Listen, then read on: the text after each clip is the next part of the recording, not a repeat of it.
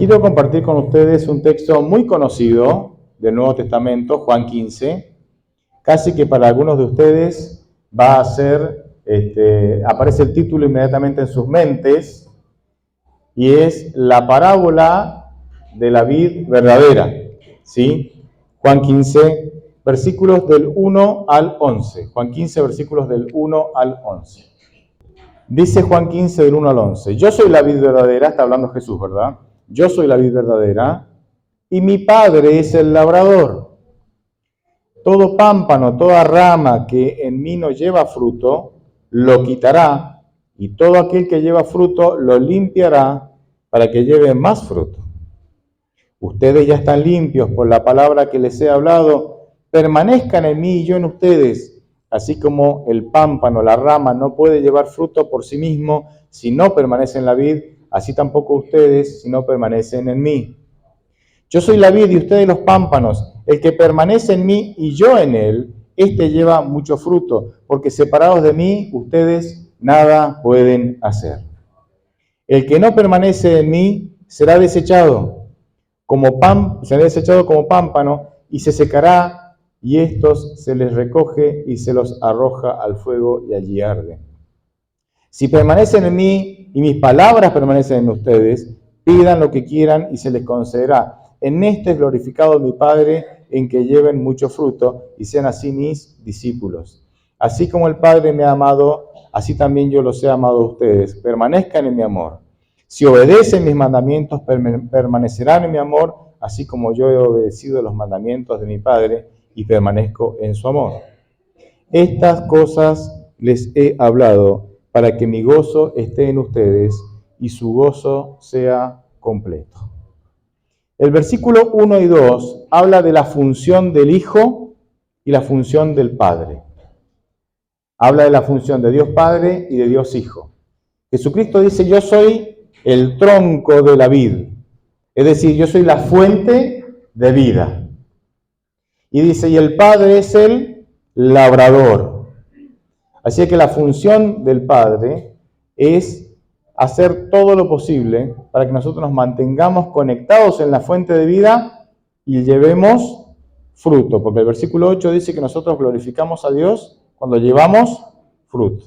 Sigue aquí en el versículo 1 y 2 vemos la función de Dios Padre y la función de Dios Hijo. Versículo 2 dice, todo pámpano que no lleva en mí fruto se quitará. En argentino, y no sé en Latinoamérica cómo se dice, pero en argentino, voy a decir así, en mendocino, se dice se podará. Toda rama que no da buen fruto se podará. ¿Qué es podar? Cortar, ¿verdad? Se podará. Y fíjense que la clave no es estar conectados. Nosotros a veces hacemos una lectura rápida y decimos, el que está conectado da fruto, el que no está conectado se seca y se usa después para hacer fuego, como dice la parábola. Pero la clave para dar fruto no es estar conectado. Porque el versículo 2 dice que hay pámpanos que están conectados, pero que no dan fruto. Están conectados, no dan fruto, y porque no dan fruto se cortarán. O sea, la clave no es estar conectado. La clave es que haya una ida y vuelta en nuestra relación con la fuente de vida que es Cristo. Lo dice el versículo 4. Dice, permanezcan en mí y yo en ustedes. Es decir, Jesucristo, ¿sí?, nos otorga vida, nos ofrece la vida, el perdón, la salvación. Tiene la iniciativa para tener con nosotros una relación, pero si eso no tiene un ida y vuelta, entonces no hay relación. La relación entre dos personas se da cuando ambas personas hacen algo para que haya una relación, ¿verdad? Yo puedo hacer todo para tener una relación con alguien, pero si la otra persona me ignora, ¿hay relación? Bueno, el pámpano puede estar conectado, la rama puede estar conectado a Jesús, porque Jesús está todo el tiempo intentando generar una relación, tiene la iniciativa de salvación, pero si nosotros no tenemos la misma actitud que Él, y nos acercamos a Él y respondemos, somos sensibles a su voz, es como que la comunicación va de ida, pero no va de vuelta. Y eso es lo que pasa cuando el esfuerzo viene de Dios hacia nosotros, pero nosotros no somos sensibles y respondemos, entonces somos ramas que estamos conectados, pero que no damos fruto. Así que la clave no es estar conectados, la clave es estar conectados y ser sensibles a la voz de Dios, para entonces que en esta relación con Dios haya unida y vuelta, y podamos enriquecernos y podamos dar fruto. Uno de los temas clave que se repite en estos 11 versículos que leí, tres veces se repite una idea, y cuando Dios repite las cosas 2 veces es importante. Si las repite 3, más, y es permanezcan en mí. Permanezcan en mí. ¿Cómo permanecer en mí? Versículo 10, ahí nos da la clave de cómo permanecer en Cristo. Dice, si obedecen mis mandamientos, permanecen en mi amor, así como yo he obedecido los mandamientos de mi Padre y permanezco en su amor. Hay un detalle que es muy importante y que no siempre nos damos cuenta. Acá Jesucristo nos está diciendo, si nosotros somos fieles, permanecer en los mandamientos, ¿qué quiere decir? Cumplir, ¿verdad? Permanecer en los mandamientos significa cumplir. ¿Eso es ser fiel, sí o no? Entonces, ¿cumplir los mandamientos es ser fiel? Sí.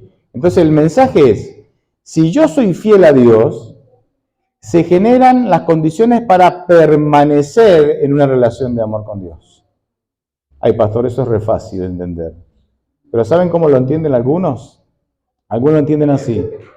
Que si yo soy fiel a Dios, obedeciendo los mandamientos, eso genera las condiciones para que Dios me ame. O genera las condiciones para yo ser salvado. Pero el texto no dice eso. El texto dice que si yo soy fiel a los mandamientos, genero las condiciones necesarias para yo permanecer en la relación. No es lo mismo permanecer que generar salvación. Y esto nosotros, miren, aquellos que tenemos alguna relación de amistad, de matrimonio, de pareja, noviazgo, lo vamos a entender perfectamente. De padre a hijo, o hijo a padre, lo vamos a entender perfectamente. Porque miren, 2 personas pueden estar casadas. La víctima van a ser los casados hoy. 2 personas pueden estar casadas, ¿verdad? Y se aman profundamente. Ni una menche. Se pueden amar, chicos. El matrimonio no mata el amor. Bien entendido, hace que el amor crece. Y se pueden amar profundamente. 4 dijeron amén. ¿Qué hacemos, Roque? Sigamos, ¿no? Sigamos, Roque. Sigamos. Pueden amarse profundamente. Pero hay ciertas reglas que van a hacer, reglas de convivencia, que van a hacer que ese amor se profundice cada vez más, crezca y madure cada vez más, crezca exponencialmente, se multiplique. ¿Cuáles son algunas de esas reglas? Ay, casados, no se hagan los difíciles. Que haya buena comunicación, correcto. Eso es una regla para que el amor, para que la relación permanezca. Si no, la relación no permanece. Otras reglas. Que haya confianza. Si no, la relación se rompe y no permanece. Otra. Muy bien. No lo vamos a cambiar al otro. Hay que aceptar las diferencias del otro. Otra regla. Fidelidad. Gracias, me la sacaste, pero... Digo, nadie habla de la fidelidad, dije yo. Fidelidad. Si somos fieles, permanece la relación. Si no, no permanece. ¿Me entienden? Y cosas más cotidianas. No le pongas pimienta a la comida que soy alérgico, ¿me entendés? Si no, la relación no permanece. Sí, la ropa sucia en el tacho de la ropa sucia, no sembrada en toda la casa. No es un almácigo, una huerta de una quinta de ropa. ¿Me entienden? ¿Me entienden? Reglas. Reglas que nos ayudan a que la relación permanezca. Y entonces Dios dice, chicos, yo los amo. Y ustedes pueden amarme, porque yo puedo poner amor en ustedes. Pero hay ciertas reglas que van a contribuir para que esta relación crezca y permanezca. Entonces Dios dice, si ustedes permanecen en mis mandamientos, es decir, si ustedes son fieles al cumplimiento de los mandamientos, vivir en ese estado de fidelidad genera condiciones que permiten que mi relación con Dios permanezca y no se corte. ¿Se entienden? Vos no cumplís los mandamientos para salvarte, porque Juan 14:15 dice, si me amas, cumple mis mandamientos. O sea, la obediencia es fruto de que yo he sido conmovido por el amor de Dios. Juan va a decir en una de sus cartas, nosotros le amamos porque Él nos amó primero. Es decir, cuando yo, iluminado por el Espíritu Santo, entiendo que Dios me ama y todo lo que ha hecho por mí, eso genera en mí el deseo de amarle. Y cuando genera, y ese deseo de amarlo, se manifiesta siendo fiel a sus consejos. Y entre esos consejos, ¿qué estamos? Los 10 mandamientos. Entre esos consejos están los 10 mandamientos. Entonces Dios va a decir, chicos, yo los amo y voy a hacer todo para salvarlos. Pero si ustedes quieren tener una relación correcta y quieren que esa relación permanezca conmigo, dice Dios, sean fieles, permanezcan en mis mandamientos. Son reglas para que podamos tener una correcta relación con Dios. El final es interesante, esto lo vemos en diferentes parábolas. Acá dice que la rama, el pámpano que no da fruto, es cortado, se seca y se usa como leña, ¿verdad? Este final de ser cortado lo vemos en diferentes parábolas, ¿sí? Que es el final inevitable, no es una amenaza, es contarte lo que va a pasar. Muchas veces tomamos las advertencias de Dios en la Biblia como amenazas.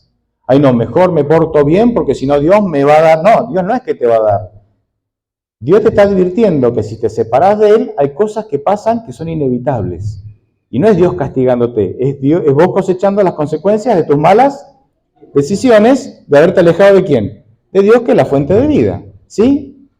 Pero me quiero detener en lo que dijimos recién, en la poda, en podar.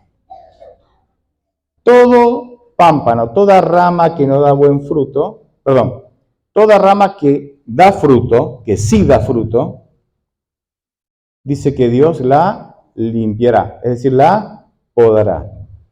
¿Quiénes saben o quiénes han visto cómo se poda una planta? A ver, levantamos la mano. Ay, chicos, ¿dónde viven ustedes? Hay 10. Ahora, yo vengo de Mendoza, ahí es zona de vides, ¿verdad? Mis padres hasta el día de hoy tienen un parral de vides ahí en la casa donde viven, ¿sí? Y entonces, podar la planta, miren, hay algunas cosas interesantes. ¿Cuándo se produce la poda? Ah, hoy están con ganas de hablar, chicos, me encanta. Me encanta. Pero esperen un poco, no estoy hablando del calendario. Hagamos una enciclopedia de poda, porque todos saben de poda, Carmen. ¿Cuántos vieron podar una planta? 10. ¿Cuántos opinan sobre podar? 600. Miren, se cosecha la fruta. Y antes de la próxima cosecha, ¿qué viene? Cosecha vieja, cosecha futura. Acá al medio, poda. Interesante. El premio a dar frutos es la poda. Gracias por ese único amén. Porque fíjense lo que dice la Biblia. Si sos una rama que no da fruto, te cortan y vas al fuego. Si sos una rama que da fruto, te podan para que des más fruto. ¿Por qué yo quería que vos, porque respeto la opinión de ustedes, pero no es lo mismo podar el tomate que una planta, porque la planta, la poda de una planta es lastimar la planta. Es lastimar la planta. No es natural para la planta la poda. Cuando mi papá poda los parrales, ¿sí? Durante 2 o 3 días, uno pasa por debajo de los parrales y le caen gotas, ¿no? Y yo que no tengo techo, imagínense, las gotas las siento muy bien. Y entonces digo, y cuando era chico, ¿sí? Le digo, o sea, de la rama cortada, de lo que queda, ¿no? Gotea. Entonces le digo, que es la savia, ¿verdad? La savia. Papá, le digo, papá, ¿por qué gotea la planta? Y entonces él tenía una explicación muy romántica, muy interesante. Él decía, está llorando porque la cortamos. Después dicen que los hombres no somos románticos. Chicas, vamos, chicas. La planta sufre con la poda. La poda es el premio a aquel que da buen fruto. Y digo esto porque a veces nosotros, ¿sí? No es que vos estás sufriendo porque hiciste algo mal, posiblemente sí.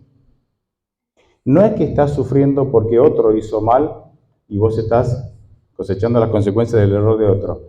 Posiblemente sí. Pero posiblemente estás pasando por un dolor porque diste buen fruto. Y el premio a dar buen fruto es que te poden. Que el labrador divino te pode. Para que des mejores frutos. Y yo sé que pocos dicen amén, porque ¿quién quiere ser podado, hermanos? Nadie. Pero es la realidad bíblica. Es como que Dios, que lo sabe todo y que te ama y quiere lo mejor para vos, te dice, no llores por la poda, porque perteneces a un selecto grupo de personas que han sido elegidas por mí, por el labrador, dice Dios, para ser podadas. ¿Por qué? Porque hiciste las cosas bien. Esto es muy antihumano. ¿Por qué? Porque los seres humanos no podamos a la gente cuando hace las cosas bien. Cuando alguien hace las cosas bien, ¿qué hacemos? Lo premiamos, lo exaltamos. Pero Dios, cuando alguien hace las cosas bien, lo que hace es lo poda, para que las haga mejor. Y a veces nos quedamos con los frutos del pasado, porque queremos evitar ser podados en el presente. Y muchos hermanos, o muchas personas en general, ¿sí?, se la pasan hablando de lo que hicieron en el pasado. Sí, porque yo di 600 estudios bíblicos, porque yo evangelicé a Bin Laden antes que lo mataran, ¿no? Cuentan las glorias del pasado. ¿Por qué? Porque en aquel tiempo dieron frutos para Dios, pero hoy no se dejan podar, entonces no hay fruto. Y se han quedado con los frutos del pasado. Pero ese no es el plan de Dios. Miren, ustedes lean en la Biblia, díganme cuándo el pueblo de Israel hablaba de las glorias del pasado, cuando vivían las miserias del presente.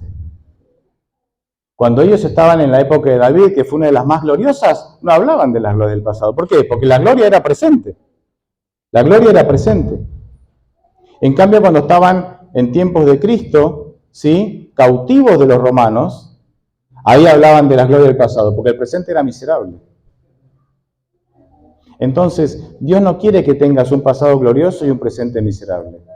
Dios quiere que tengas un pasado glorioso y un presente y un futuro más glorioso todavía. Pero para eso te tiene que podarte.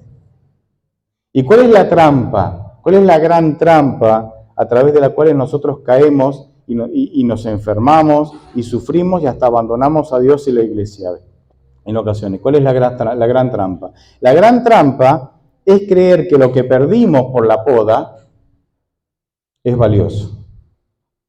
Dios viene y nos poda Y nosotros terminamos creyendo que lo que Dios nos saca por medio de la poda es valioso y sufrimos. ¿Y cómo sufrimos?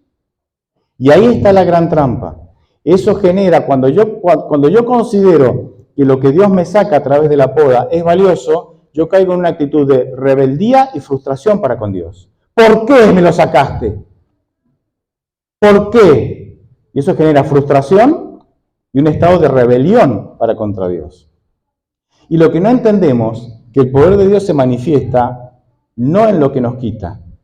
El poder de Dios se manifiesta en lo que queda. ¿Se entiende?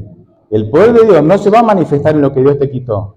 El poder de Dios se va a manifestar en lo que Dios te dejó.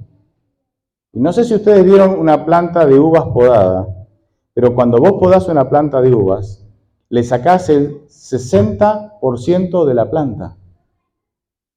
Le quitas el 60%, queda el tronco y algunas ramas cortitas, ¿sí? Y alguna un poquito más larga. El 60% del follaje y de las ramas son quitadas. Entonces, el poder de Dios no se va a manifestar en lo que Dios te quita. El poder de Dios se va a manifestar en lo que te queda. Vos fíjate, a ver, usá la imaginación. Viajá en el tiempo conmigo, tiempo de Elías. 3 años y medio sin lluvia, sequía, y sequía era hambre, porque si había sequía en un pueblo agropecuario no se podía sembrar, había hambre, ¿verdad? Entonces, sequía. Y vos fíjate el contraste que nos vamos a encontrar. Elías va hasta la casa de una viuda que sale, y que ustedes conocen la historia, dice que solamente tenía un puñado de harina y un poquito de aceite, iba a hacer su último pancito, ¿sí? Y para comer ella y su hijo y morir.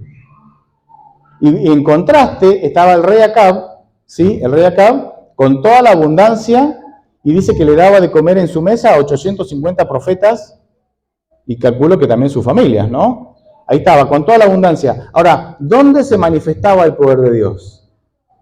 ¿En la mesa del rey? ¿O se manifestó en lo poco que le quedó a la viuda? El poder de Dios se manifiesta en lo que te queda, no en lo que se fue.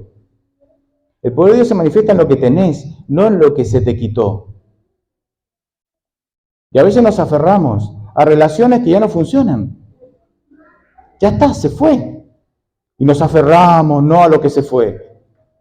Cuando el poder de Dios quiere manifestarse en lo que te quedó. Y a veces te aferrás al dinero que se fue. Cuando el poder de Dios quiera manifestarse en el dinero, ¿cuántos no diezman y ofrendan porque cómo se van a desprender de eso? Y no se dan cuenta que el poder de Dios se manifiesta en lo que te queda. Por eso desprendete de lo que Dios te pide que te desprendas, porque el poder de Dios se manifiesta en lo que te queda. Y no puede ser solo dinero.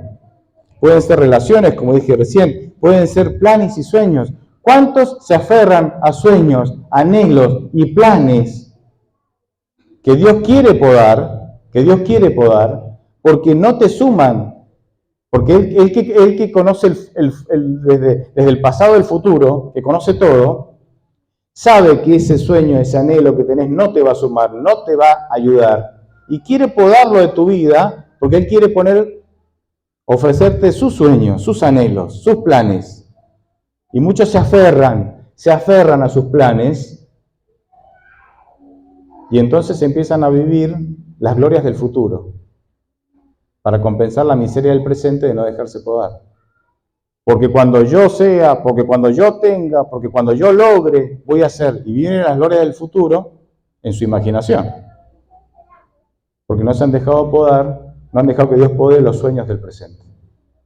Miren, cuando Dios remueve algo de nuestras vidas, solo lo hace para que la próxima cosecha sea más abundante. Así que si vos sos una persona que está dando fruto a Dios, ¿sabes lo que te espera?